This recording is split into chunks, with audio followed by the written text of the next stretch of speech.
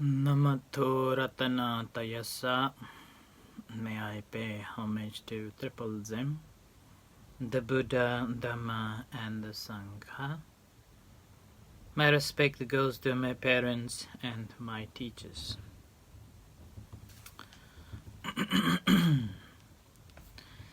Hello, good evening, everyone. So today is Thursday, the 4th of February, 2021. And this is Ajahn Sujan from Varapunya Meditation Center, Aberdeen, Scotland. I hope you're having a wonderful time. Good evening, Margaret. Good evening, Yvonne. Good evening, Anish, Manish, Yemient, and everyone, those who are listening here. So we are having another storm of ice or snow. And I just checked the forecast, and it appears that it is going to last for one whole week, and the weather could get a little cold up to the -2 or -3. So it's time to wrap up again. And I can see that there are probably 4 or 5 inches of snow around the center at the moment. So for 1 week we are in the spells of a snow queen, freezing Aberdeen, and so I hope that everyone is keeping warm and keeping healthy, having a warm drinks, and having a fire on. And this morning, Tantita Dhammo, or cow, made the Italian food with some soups. And technically, monks are not supposed to be cooking, but due to living in a so-called remote place and lack of people around, so we have to learn, and monks are cooking as well. And I have told several times that I am a very terribly bad cook. And in the past, when I was staying alone, I normally do not cook. I rely on fruits, and sometimes I even do not know what's in the kitchen. But since we got a few people living together, and it becomes my duty as a chief to make sure that everyone is fed. Whereas if a traditional Buddhist monk should be just hold the bowl and go out begging for food, and whatever is available, you will be relying on that and living a very homeless life. But this form is a little bit changed. So, and now monks have learned how to cook and how to survive in this severe time, in a freezing cold. And now we are living here very far away from the city, and only 3 neighbors nearby the center. One of them is Yvonne, who normally comes and helps as well. And sometimes he drops some food and fruits, and sometimes flowers to the Buddha. So this is a monk's life in Aberdeen. So tonight I am going to read this another discourse. It's from the Satipatthana Sutta, Satipatthana Samyutta. It's a book of 5, a book of 4. So a book of 3. In this course, and this is the sutta number 10. The discourse is called the Bhikkhunis Quarter. Bhikkhunis here means female ordained monks, or a nun. In the morning, the Venerable Ananda, who was the attendant of the Buddha, dressed, and taking a bowl and a robe, he approached the Bhikkhunis' quarter and sat down in the appointed seat.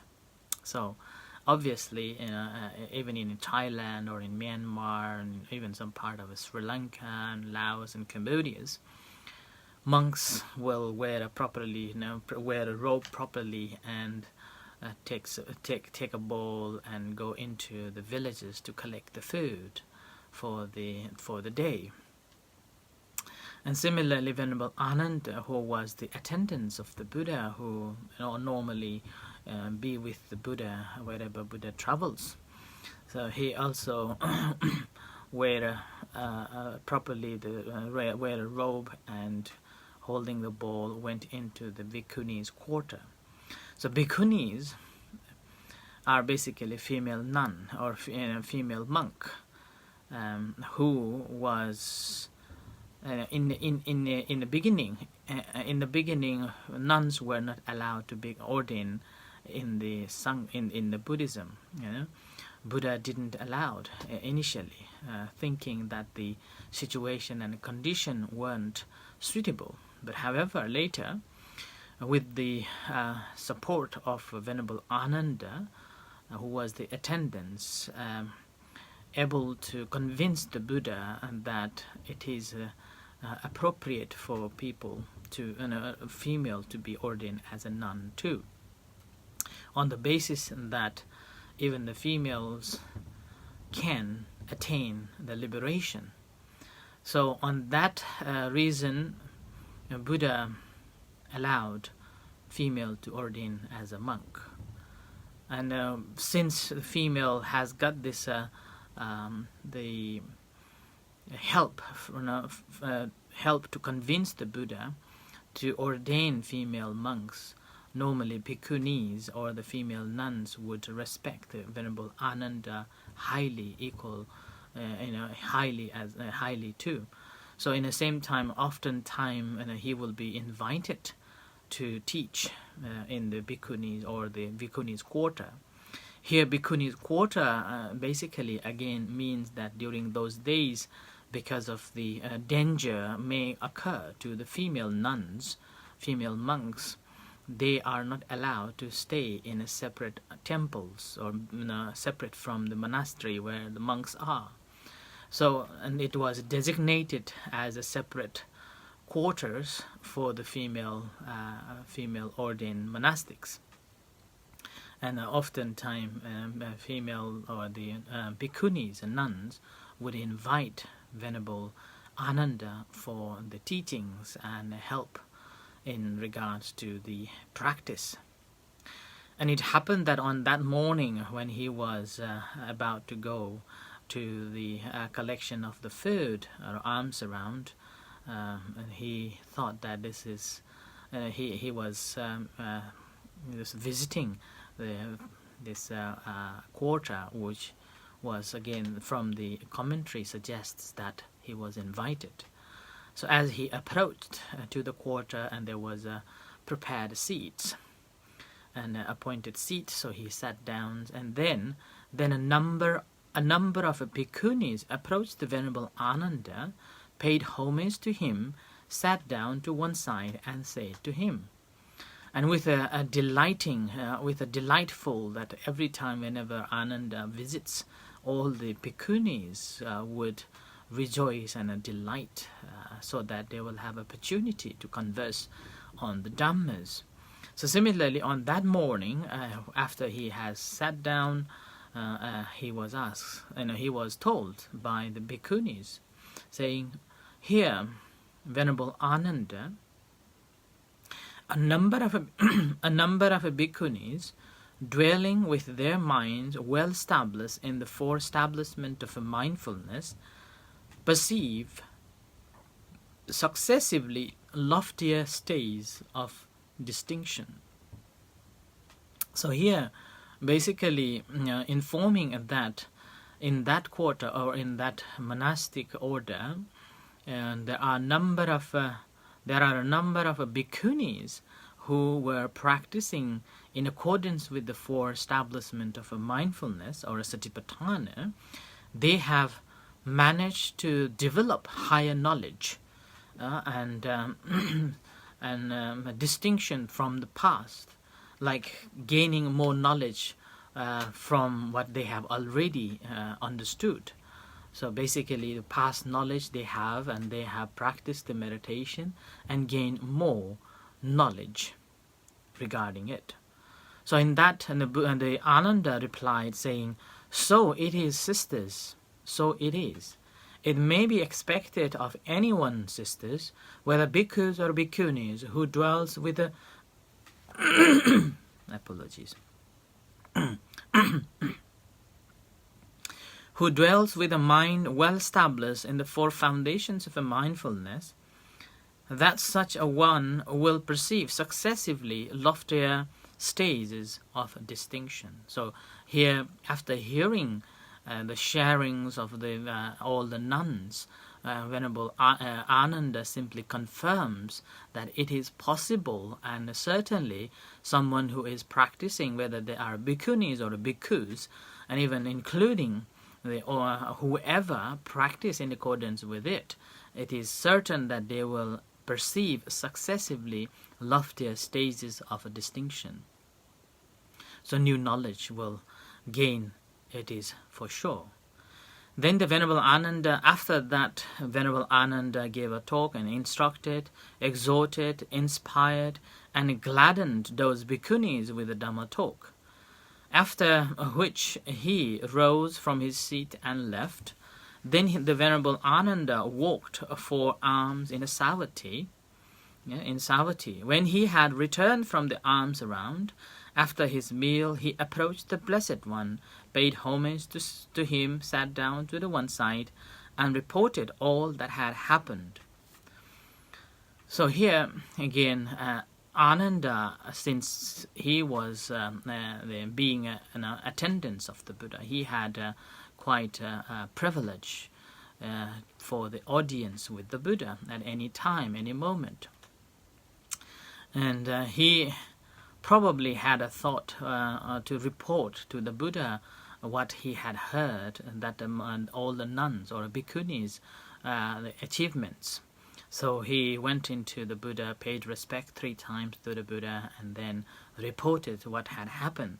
And after that, the Blessed One, the Buddha said, "So it is, Ananda, so it is. It may be expected of anyone, Ananda, whether bhikkhus or bhikkhunis, who dwells with a mind well established in the four establishment of a mindfulness, that such a one will perceive successively loftier stages of a distinction." So Buddha again confirms the knowledge of what the Ananda said to the bhikkhunis. And further on, Buddha further on instructs to the Ananda, saying, what for? What for the establishment of mindfulness? So here Ananda, a bhikkhu, dwells contemplating the body in the body, ardent, clearly comprehending, mindful, having removed covetousness and displeasure in regards to the world. So here I'm not going to explain this sentence, since we have been dealing with it almost every night, and then I have simply dedicated whole 1 week explaining on these previously. So if you want to know in detail about these, then you can go to YouTube and listen them the previous talks. So Buddha further on saying, while he is contemplating the body in the body, there arises in him, based on that body, either a fever in the body or sluggishness of mind, or the mind is distracted outwardly. And so here is the instructions which we have to be mindful of. And here Buddha is simply saying that although you are paying attention to the body, in the body, and you are urgent, you're clearly aware of it, and you are mindful of that, and oftentimes when we are contemplating, and it's obvious that some different thoughts arises, and particularly it's like when we are paying attention to the body, oftentimes you feel fever. And fever here, actually the translation is not the fever, it is about the heat in your body that you will experience. The different types of a heat. Sometimes if you have eaten spicy food, it will makes your whole body spicy or hot at all the time. hot, a feeling of a hot at all the time. Like yesterday, Pani, one of our members, offered this seafood, and it was so spicy but very delicious. And Tan Khal also like spicy food, and we all like spicy food nowadays, although I didn't in the past. Now over the period of a time, it's getting used to with it. And yesterday we were eating it, and particularly Tan Khal had, he said, my mouth feels so delicious, but my stomach is complaining. And he could feel this heat all the time. So he became restless with that heat. And he said even couldn't sleep in the night because of that heat. So like that sort of a heat, your body is feeling. And this sometimes when you are meditating, because of other conditions, your mind simply kind of a boiling up in a heat. And that happens. And sometimes not just the heat and that makes you awake. Other times become a sluggish, sluggishness, or not wanting to practice, not wanting to pay attention to. And sometimes, again, mind simply distracted. Although you are concentrating on the object, but your mind is distracted. So at that time, sometimes you may try hard to bring that mind back to the meditation, But again, it's just there is no enthusiasm or motivation to continue practicing, and it's just like a sluggishness is there, and didn't see the benefit of it. And in those situations, Buddha's instruction is so good. So we don't have to force ourselves to practice meditation. We don't have to say that, okay, I have to come back to the breath, or I have to come back to my body.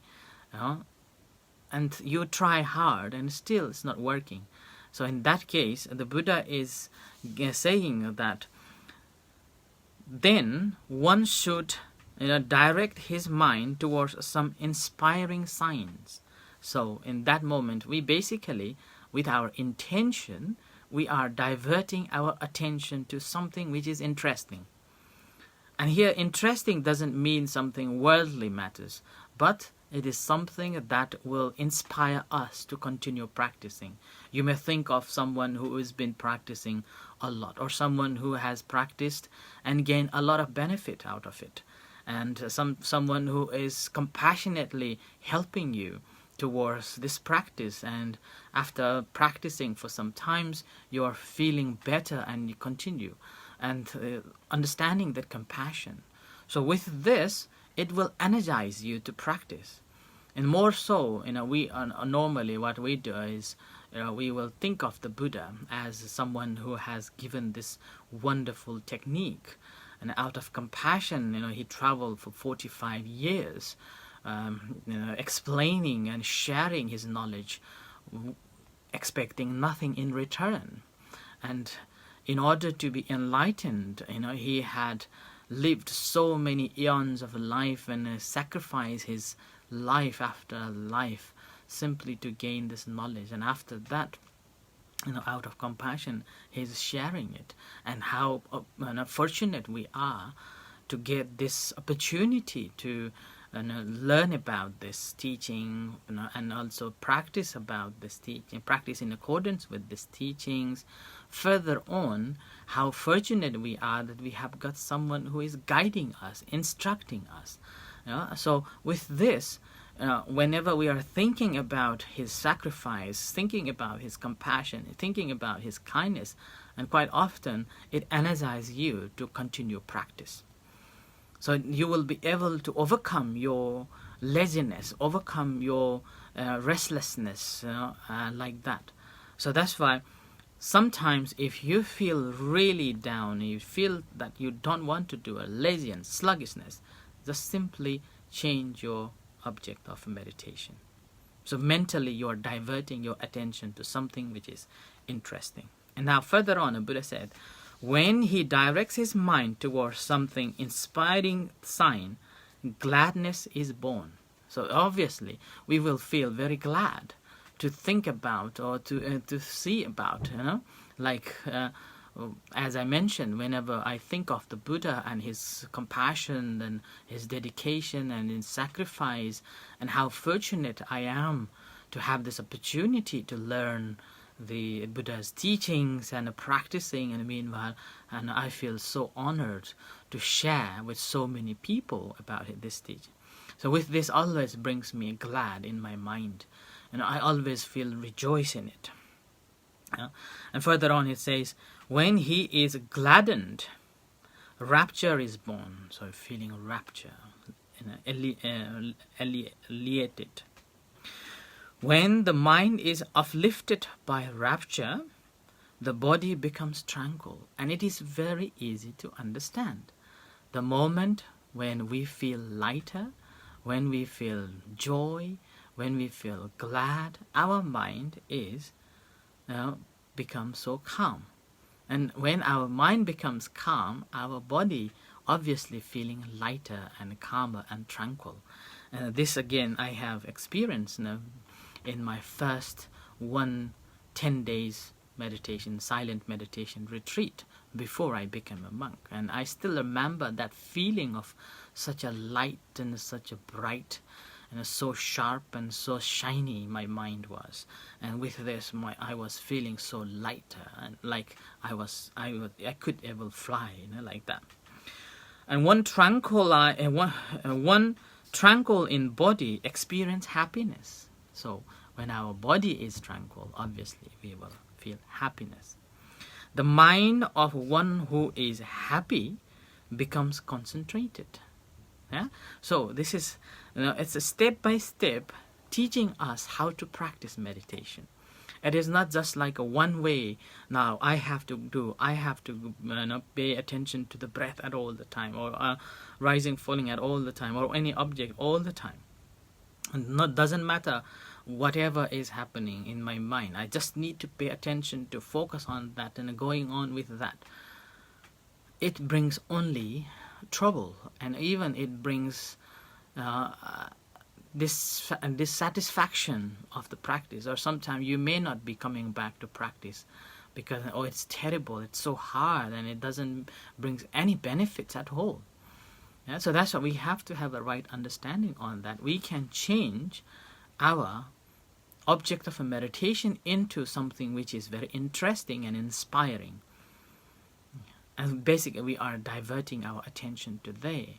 And then from there, mentally we are getting this gladness and rejoice and happiness and rapture. And with this, what happens?